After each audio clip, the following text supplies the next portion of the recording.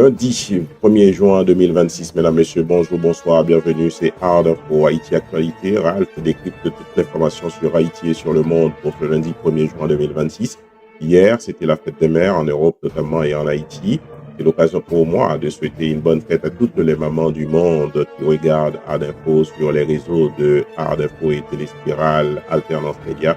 C'est aussi l'occasion pour moi de souhaiter une bonne fête à ma maman chérie, Rosaire Mérilus, et l'occasion aussi de la souhaiter un bon rétablissement, maman.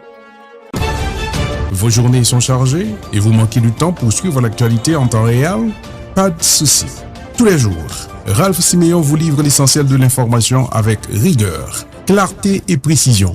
Du lundi au vendredi, retrouvez Hard Info, le rendez-vous incontournable pour comprendre l'actualité haïtienne et internationale. Présentation des faits marquants, décryptage, une revue de presse complète en 10 minutes. Hard Info, Haïti Actualité, Ralph décrypte l'info. Une production signée Téléspirale, Alternance Média et 6 Media Lab. Avec Hard Info, restez informés, restez connectés sur tous les réseaux. Et voici tout de suite, mesdames, messieurs, le développement des titres de l'actualité. Nous débutons cette édition en Haïti pour parler de la visite du secrétaire d'État américain Christopher Landau en Haïti. Le secrétaire d'État américain Christopher Landau a effectué une visite officielle en Haïti le vendredi 29 mai 2026, reçu au Palais national par le Premier ministre haïtien Alix Didier Fils-Aimé. Il a également visité le champ de Mars et a assisté à un exercice de tir de la nouvelle force de répression des gangs, GSF. Selon le département d'État américain, cette visite rentre dans le cadre du renforcement de la coopération bilatérale et a discuté des priorités sécuritaires entre Washington et Port-au-Prince. À l'issue de cette visite, Christopher Landau a affirmé que la situation sécuritaire en Haïti avait connu une amélioration notable au cours des 16 derniers mois. De son côté, le Premier ministre haïtien Alix Didier Fils-Aimé a qualifié cette visite de tournant politique décisif, estimant qu'elle traduit un soutien renforcé de Washington au gouvernement haïtien. Plusieurs ministres, dont ceux de la justice, de la défense et des affaires étrangères, ont participé à cette rencontre de haut niveau effectuée au Palais national entre le gouvernement haïtien et le secrétaire d'État américain Christopher Landau. On reste en Haïti pour parler sécurité. 3 policiers et un éclaireur a été tués lors d'une attaque du gang Grand Griffe. Le 29 mai 2026, 3 policiers de l'unité temporaire anti-gang ainsi qu'un éclaireur de la police nationale d'Haïti ont été tués dans la localité de Carrefour-Robert dans la 4e section communale de Saint-Marc. Les victimes ont été attaquées par des membres du gang Grand Griffe de Savien lors d'une opération sécuritaire. Des vidéos diffusées sur les réseaux sociaux montrent les corps des victimes, provoquant une vive émotion dans la population. La direction de la communication de la police nationale a confirmé les décès et annoncé le déploiement immédiat de renforts. Selon plusieurs organisations de défense des droits humains, il s'agit du 3e massacre des policiers attribué à ce gang en 3 ans.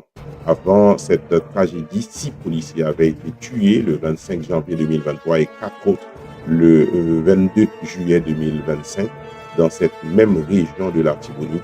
Hard Info appelle l'État haïtien, le gouvernement, la police nationale à intervenir et mettre de l'ordre afin que les policiers cessent de mourir sur les balles assassines des bandits, que ce soit à Grand Griffe, au Gonaïve, ou à Port-au-Prince par les gangs qui contrôlent la zone métropolitaine de Port-au-Prince.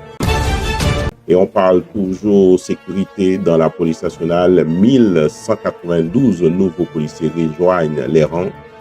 La 36e promotion de la police nationale d'Haïti, baptisée promotion indigène, a été graduée le 29 mai 2026 lors d'une cérémonie organisée à l'École nationale de police.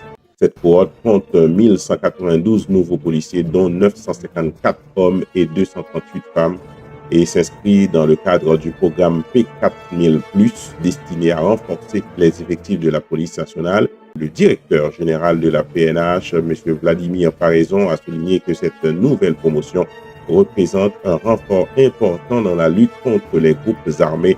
Le Premier ministre Alix Didier Fils-Aimé, présent à cette graduation, a rappelé aux nouveaux agents leur devoir de protéger la population et assurer que l'État poursuivrait ses efforts pour reprendre les territoires sous contrôle criminel. Les autorités ont également annoncé la préparation d'une troisième cohorte dans le cadre de ce même programme P4000+, afin de renforcer les rangs de la police nationale d'Haïti. Et on reste en Haïti, mesdames, messieurs, pour parler sécurité. EDH dénonce l'attaque armée contre une sous-installation électrique située à Carrefour. L'électricité d'État d'Haïti, EDH, a annoncé que sa sous-station à Carrefour a été attaquée et occupée par des individus armés le 28 mai 2026. Selon l'institution publique, les employés présents ont dû abandonner les lieux sous la menace des gangs. Cette attaque survient après plusieurs incidents similaires visant les infrastructures électriques du pays.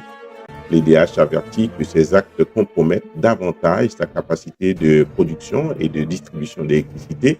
L'institution rappelle également que plusieurs infrastructures majeures, dont la centrale de Vareux et Péligre, connaissent déjà des difficultés de fonctionnement.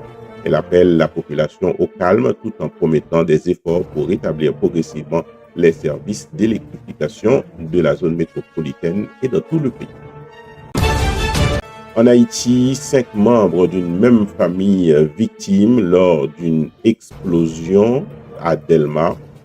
Une importante explosion est survenue le samedi 30 mai 2026 à Catalpa 23 dans la commune de Delma. Au moins 5 membres d'une même famille, dont 2 enfants, ont été blessés lors d'une opération de distribution de carburant impliquant un camion-citerne transportant du diesel. Selon les témoignages recueillis sur place, l'explosion s'est produite alors que du carburant était transféré vers des récipients destinés à être acheminés vers plusieurs villes de province. L'incendie qui a suivi a endommagé plusieurs habitations. Les pompiers sont intervenus rapidement pour contenir les flammes. Cet incendie relance le débat sur les risques liés au commerce informel de carburant dans un contexte d'insécurité persistante dans la zone métropolitaine de Port-au-Prince et dans tout le pays. Haïti Justice RNDDH critique la composition des nouveaux pôles judiciaires spécialisés. Quelques jours après l'inauguration des pôles judiciaires spécialisés le 27 mai 2026, le Réseau national des droits humains RNDDH exprime de sérieuses réserves concernant le choix des magistrats appelés à les intégrer. Les responsables de programme du RNDDH, Rosie Auguste du Sénat, estiment que certains magistrats désignés prennent un passé controversé susceptible de nuire à la crédibilité des nouvelles structures. L'organisation s'interroge également sur les critères ayant conduit à la sélection de certains avocats non magistrats parmi les 25 personnes désignées. Le RNDDH redoute que ces pôles censés traiter les crimes de menace, les violences sexuelles, les crimes financiers complexes deviennent inopérants en raison des contraintes juridiques et institutionnelles qui limiteraient leur champ d'action. Haïti, les leaders religieux veulent passer de la prière aux actes. La première conférence nationale des leaders religieux pour la paix, la stabilité et le civisme s'est achevée le 29 mai 2026 à Pétionville après 2 jours de travaux réunissant des représentants catholiques, protestants, vaudouisants et d'autres traditions spirituelles. L'événement a débouché sur une déclaration commune en faveur de la lutte contre la violence et la reconstruction du tissu social en Haïti. Les participants ont notamment proposé la création d'un Conseil national de concertation interreligieuse et l'institution d'une journée nationale des leaders religieux le 28 mai. Ils se sont engagés à promouvoir l'éducation civique, l'accompagnement des victimes et la réinsertion des jeunes vulnérables, tout en appelant à une coopération renforcée entre l'État et les communautés religieuses en Haïti. Et puis, dans l'international, mesdames, messieurs, on va en Israël. Israël annonce la prise du château stratégique de Beaufort au Liban. Le ministre israélien de la Défense, Israël Katz, a annoncé le 31 mai 2026 la prise du château de Beaufort, une forteresse médiévale située dans le sud du Liban.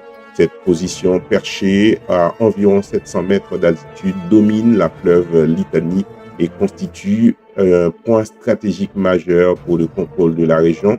Cette conquête intervient dans un contexte de tensions persistantes malgré le cessez-le-feu du 16 avril 2026. Israël affirme vouloir empêcher les attaques de drones du Hezbollah. L'armée israélienne considère désormais cette zone comme un élément central de sa zone de sécurité avancée au Liban, alors que les opérations militaires se poursuivent dans le sud du pays.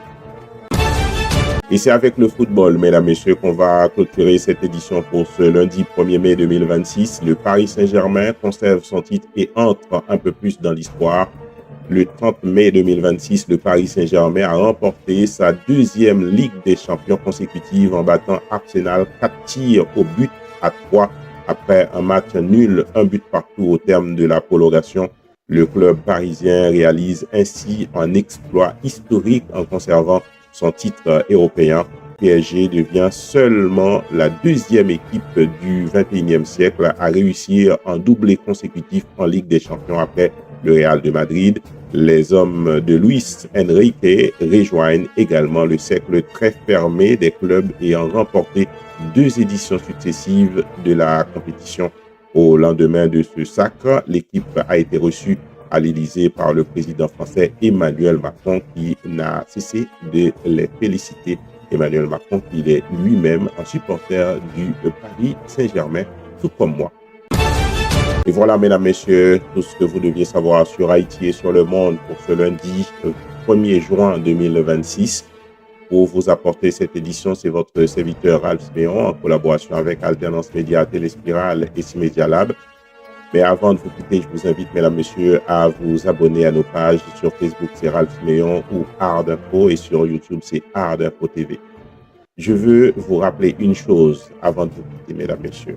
Si vous voyez croître le méchant comme l'herbe, si ceux qui font le mal fleurissent comme la fleur des champs, c'est pour être anéantis à jamais. Merci pour votre fidélité. Je vous donne rendez-vous demain, mardi, pour une nouvelle édition Hard Info. À bientôt. Vos journées sont chargées et vous manquez du temps pour suivre l'actualité en temps réel? Pas de souci. Tous les jours, Ralph Siméon vous livre l'essentiel de l'information avec rigueur, clarté et précision. Du lundi au vendredi, retrouvez Hard Info, le rendez-vous incontournable pour comprendre l'actualité haïtienne et internationale. Présentation des faits marquants, décryptage, une revue de presse complète en 10 minutes. Hard Info, Haïti Actualité, Ralph décrypte l'info. Une production signée Téléspirale, Alternance Média et Cimédia Lab. Avec Hard Info, restez informés, restez connectés sur tous les réseaux.